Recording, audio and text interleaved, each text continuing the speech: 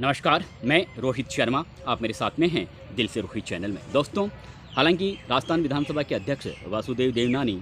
अंता विधानसभा seat पर जो वर्तमान में भारतीय जनता पार्टी के विधायक हैं कंवरलाल मीणा, जिनको लेकर सुप्रीम कोर्ट ने भी किसी भी तरह की कोई राहत नहीं दी है। आप सबको पता है कि एडीजे अकलेरा कोर्ट ने उन्हें 3 साल की सज़ा सुनाई है। बाद में इस सज़ा पर रोक लगाने के लिए हाई कोर्ट गए थे, लेकिन हाई कोर्ट से भी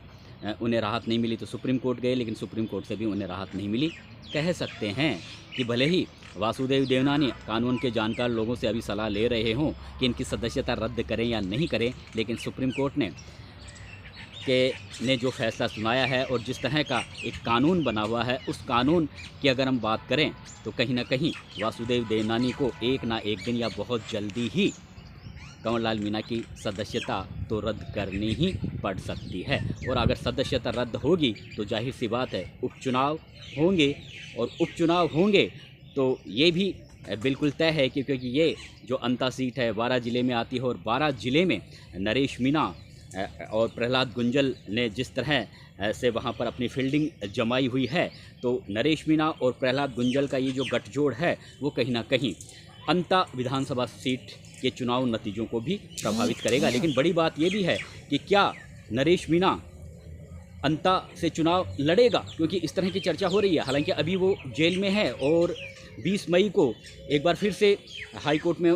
जो समरावता के मामले को लेकर जो 2 मुकदमे थे, एसडीएम अमित चौधरी को थप्पड़ मारने संबंधी मामला और आगजनी वाला मामला, तो एसडीएम अमित चौधरी के थप्पड़ मारने वाले मामले में तो चार्ज बहस कंप्लीट हो चुकी है, उसमें सिर्फ फैसला सुनाया जाना बाकी है। और जो दूसरा मामला है आगजनी वाला मामला, उसमें अभी चार्ज बहस जारी है। अब 20 मई को किस तरह से हाई कोर्ट इस पूरे मामले को देखता है, सुनवाई होती है या नहीं होती है, ये भी एक देखने वाली बात होगी। और होती है तो हाई कोर्ट क्या फैसला सुनाता है, ये भी एक देखने वाली बात होगी। लेकिन इस बीच ये बात बिल्कुल क्लियर है कि 21 मई तक जिस तरह से सुप्रीम कोर्ट ने कहा है कि आपको ट्रायल कोर्ट में सरेंडर करना ही है कंवरलाल मीणा को, तो अगर वो सरेंडर करते हैं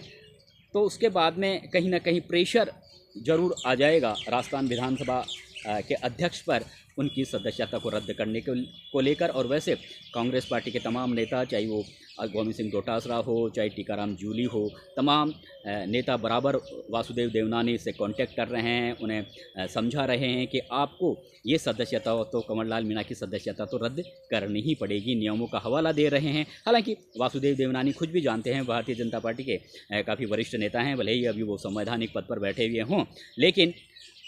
अब आगे कितना इस मामले को वो खींच कर लेकर जाते हैं, ये भी एक देखने वाली बात होगी। लेकिन कहा जा रहा है कि कंवरलाल मीणा की सदस्यता तो ज़रूर रद्द होगी ही। अब उसके बाद में, क्योंकि उन्होंने प्रमोद जैन भाया को 2023 के विधानसभा चुनावों में करीबन 5,800 वोटों से हराया था, और अभी हाई कोर्ट की ओर से प्रमोद जैन भाया को भी और उनकी पत्नी जो उर्मिला जैन हैं उनको भी राहत नहीं मिली है, क्योंकि उनके खिलाफ करीबन 19 मामले दर्ज हैं, उनमें कई संगीन धाराओं के तहत मामले दर्ज हुए हैं। तो इन तमाम मामलों को रद्द करवाने को लेकर प्रमोद जैन भाई और उर्मिला जैन ने एक तरीके से हाई कोर्ट का दरवाज़ा खटखटाया था, लेकिन हाई कोर्ट ने बिल्कुल उन्होंने जिस तरह की डिमांड की थी उसको बिल्कुल खारिज कर दिया है। यानी कह सकते हैं कि प्रमोद जैन भाया को भी राहत नहीं मिली है। लेकिन कहा जा रहा है कि इस बार फिर से जिस तरह से पिछला चुनाव वो करीबन 5,861 वोटों से हारे थे, और अगर किसी भी तरह की कोई कानूनी अड़चनें उनके सामने नहीं आती है चुनाव लड़ने संबंधी, तो जाहिर सी बात है कांग्रेस पार्टी एक बार फिर से प्रमोद जैन भाया पर अंता विधानसभा सीट के खाली होने पर उन्हें उम्मीदवार बना सकती है जब उपचुनाव होंगे। और आप सबको ये भी जानते हैं कि प्रमोद जैन भाया और नरेश मीणा के बीच में 36 का आंकड़ा है। ज़बरदस्त राजनीतिक टकराव के साथ साथ व्यक्तिगत टकराव भी हैं। ऐसी स्थिति में अब अगर मान लो कांग्रेस पार्टी प्रमोद जैन भाया को उपचुनावों में खड़ा करती है, उन्हें चुनाव लड़वाती है, तो इस बार 5,861 वोटों से प्रमोद जैन भाया कंवरलाल मीणा से हारे थे भाजपा कैंडिडेट से, लेकिन इस बार उनकी जीत के रास्ते काफ़ी कठिन हो सकते हैं। क्योंकि अब जिस तरह से आप सबको पता है कि नरेश मीणा की जो पॉपुलरिटी है पहले की तुलना में ज़्यादा बढ़ी है। वो जैसे जैसे समरावता के मामले को लेकर दिन बीत रहे हैं उनके जेल में, वैसे वैसे उनकी लोकप्रियता का जो ग्राफ है वो लगातार बढ़ता जा रहा है। अब कहने वाले ये भी कहते हैं कि अगर कोई किसी भी तरह की कोई कानूनी अड़चनें नरेश मीणा के सामने नहीं आती हैं तो जाहिर सी बात है वो अंता का विधानसभा उपचुनाव भी लड़ सकता है। प्रमोद जैन भाया को अगर कांग्रेस पार्टी खड़ा करती है तो जाहिर सी बात है प्रमोद जैन भाया के जीत के रास्ते में बाधा बनने के लिए कहीं ना कहीं नरेश मीणा अंता से भी उपचुनाव लड़ सकते हैं। इस तरह की चर्चाएँ नरेश मीणा के समर्थकों में भी हो रही है और राजनीति के जो जानकार लोग हैं उनमें भी अक्सर इस तरह की चर्चाएं हैं कि प्रमोद जैन भाया को लेकर नरेश मीणा बिल्कुल वो एक तरीके से उन्हें राजनीतिक दुश्मन के अलावा व्यक्तिगत दुश्मन भी मानते हैं। और प्रमोद जैन भाया जिस तरह से हरीश मीणा को लेकर नरेश मीणा के दिल में काफ़ी खटास है, ठीक उसी तरह की खटास प्रमोद जैन भाया को लेकर है। तो अगर प्रमोद जैन भाया को कांग्रेस पार्टी उपचुनाव में वहाँ से खड़ा करती है, अगर उपचुनाव होते हैं तो फिर नरेश मीणा और उनके समर्थक इस जो सीट है अंता की विधानसभा सीट है उस पर कहीं ना कहीं प्रमोद जैन भाया के जीत के रास्ते पर ब्रेक लगाने का ज़रूर प्रयास करेंगे। कोई बड़ी बात नहीं, ब्रेक लग भी जाए, क्योंकि अब पूरा ये जो मामला है वो अब यहाँ पर ये एक देखने वाली बात होगी कि अगर हाई कोर्ट की ओर से जिस तरह से आप सबको पता है कि अगर नरेश मीणा को 2 साल या इससे अधिक की सज़ा सुना दी जाती है उपचुनाव होने से पहले, अंता का उपचुनाव होने से पहले अगर उन्हें सज़ा सुना दी जाती है कोर्ट की ओर से, तो जाहिर सी बात है अगर हाई कोर्ट सज़ा सुनाएंगे तो सुप्रीम कोर्ट की ओर भी रुख करेंगे नरेश मीणा। अब सुप्रीम कोर्ट की ओर से क्या फैसला आता है नरेश मीणा को लेकर, अगर वो सुप्रीम कोर्ट में जाते हैं वो भी एक देखने वाली बात होगी। लेकिन इस बीच अगर उपचुनाव हो जाते हैं और सुप्रीम कोर्ट भी अगर कहीं ना कहीं नरेश मीणा सुप्रीम कोर्ट में जाते हैं और उन्हें राहत नहीं मिलती है और सज़ा मान लो सुना देता है हाई कोर्ट, उन्हें 2 साल से ज़्यादा की सज़ा सुना देता है, तो फिर जाहिर सी बात है उपचुनाव तो लड़ नहीं पाएंगे। लेकिन हाँ, जो उनके समर्थक हैं वो ज़रूर कहीं ना कहीं कांग्रेस के खिलाफ भी वोट कर सकते हैं और बीजेपी के खिलाफ भी वोट कर सकते हैं। ये तो बिल्कुल जाहिर सी बात है, क्योंकि नरेश मीणा के प्रति समर्थकों में, उनके समर्थकों में, युवा ब्रिगेड में और ख़ास तौर से हम वैसे बात करें तो पूरे राजस्थान भर में ही उनकी लोकप्रियता काफ़ी इस समय बनी हुई है हर जाति और बिरादरी के लोगों में। लेकिन हाड़ौती अंचल में प्रहलाद गुंजल और नरेश मीणा का जो गठजोड़ बना हुआ है, आपने देखा होगा लोकसभा चुनाव में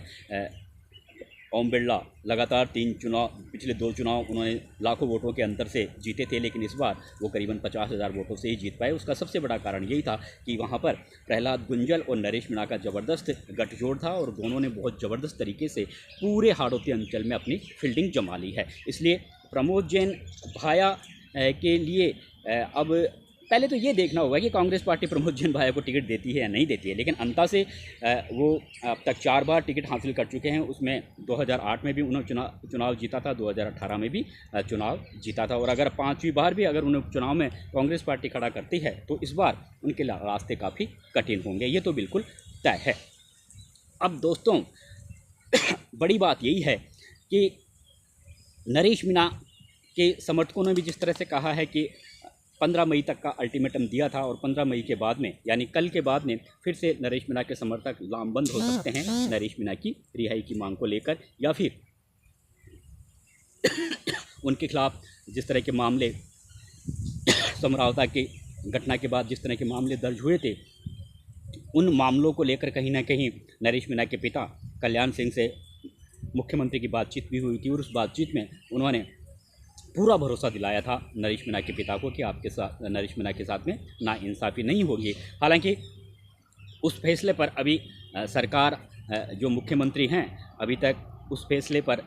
उन्होंने अमल नहीं किया है। ये बात खुद नरेश मीणा भी पिछली सुनवाई के दौरान जब वो कोर्ट में आए थे तो वो कह चुके हैं कि मुख्यमंत्री को अपना वादा पूरा करना चाहिए। लेकिन कुल मिलाकर अब जो 20 मई को जब इस मामले की सुनवाई होगी तो उसमें क्या कोर्ट की ओर से क्या डिसीजन लिया जाएगा वो एक देखने वाली बात जरूर होगी।